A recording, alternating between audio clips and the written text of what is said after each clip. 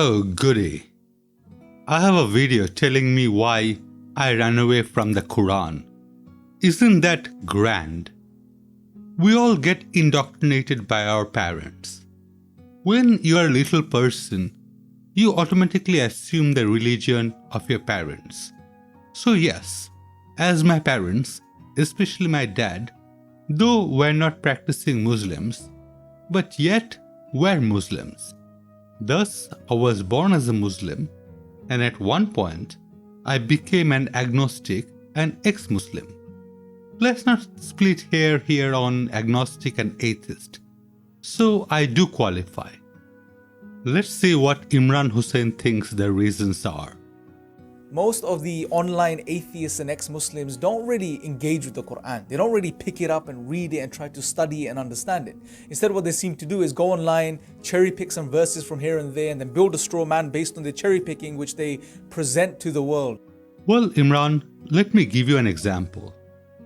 If I were to tell you that I never told a lie, and then you go and find out some lies I have uttered when I was 10, at that point, should I complain that you were cherry picking?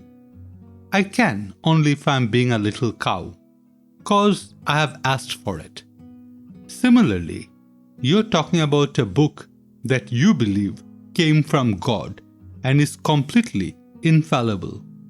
So why can't I cherry pick to prove that it's not?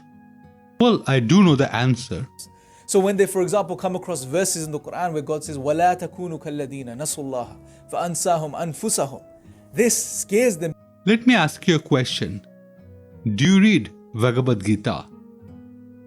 Ya enam viti hantaram yaschanam mainate hatam uvautau na vijanito nayan hantiana hanyate. See, I can do it too. The meaning is quite profound as well. He who thinks that the soul kills and he who thinks of it as killed are both ignorant. The soul kills not, nor is it killed. Do you read Bible? Do you read Mormon's book? Now my following statement only applies if you haven't read any of the mentioned books. If you haven't, and you know the reason why, then you should know why we don't read your book. The reason is simple. If we have to read fiction, we both would choose a different book, right? You don't believe those books to be true, i.e. fictional. Similarly, we don't believe your book to be true either. And the reason they don't want to engage with the Quran, I really believe the fundamental reason is because they are afraid, they're petrified, they're scared of what the Quran has to say, the way the Quran understands them, understands their psychology, reads them. I'm certain that the irony of this would be lost on you. A strawman fallacy occurs when someone takes another person's argument or point, distorts it or exaggerates it in some kind of extreme way, and then attacks the extreme distortion, as if that is really the claim the first person is making. You set us atheists as someone who doesn't read Quran because they're afraid, and then you attack that distortion, as if that is really the claim. This is truly priceless, just like rest of your arguments. You think your God understands my psychology? If she truly did, she would be appearing in front of me with 6 boobs. Am I scared of your God? Hell yes. The same way I'm scared of any entities that have that much evil intention is the same way I'm afraid of all Abrahamic God, Zeus's wife, Emperor Palpatine, just to name a few. Does your good book has anything that I agree with? Of course. The same way I can find things in all the other books I have shown you. I agree with part of Gita. Does that make it true? That I've turned away from God, but now I'm in a position where I can't make sense of some fundamental truths such as morality, ethics, rationality. You honestly have no clue what you're talking about, do you?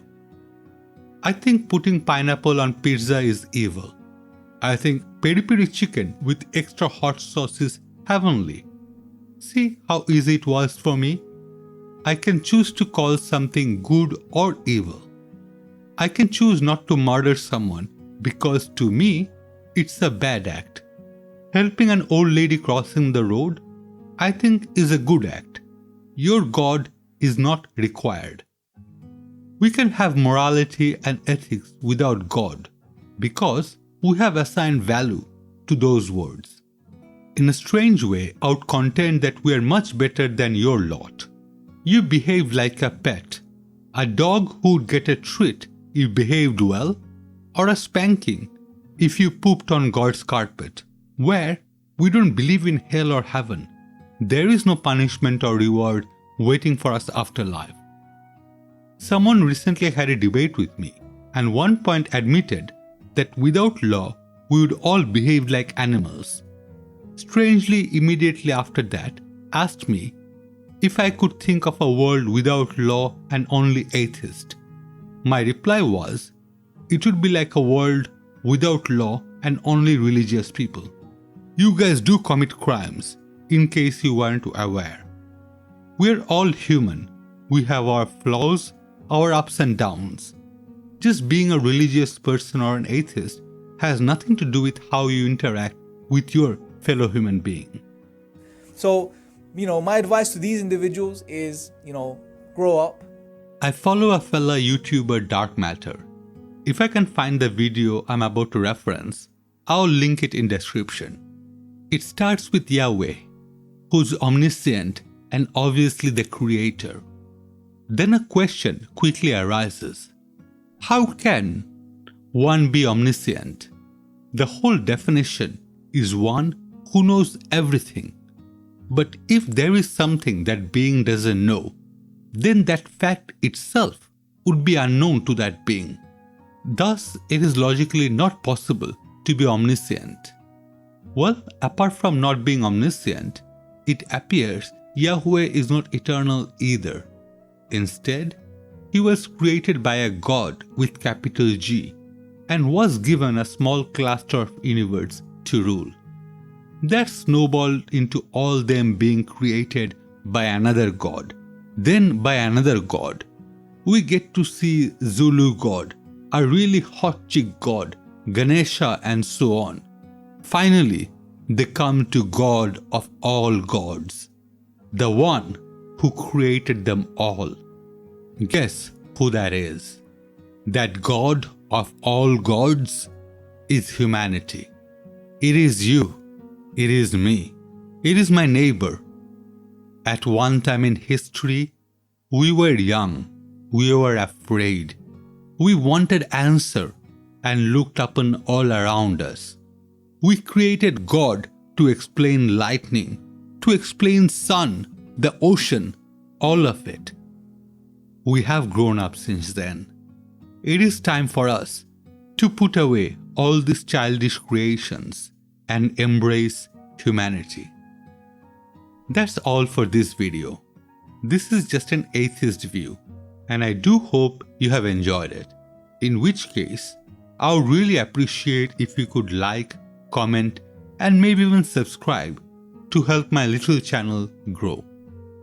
Thank you for watching. Have a safe day. Signing off.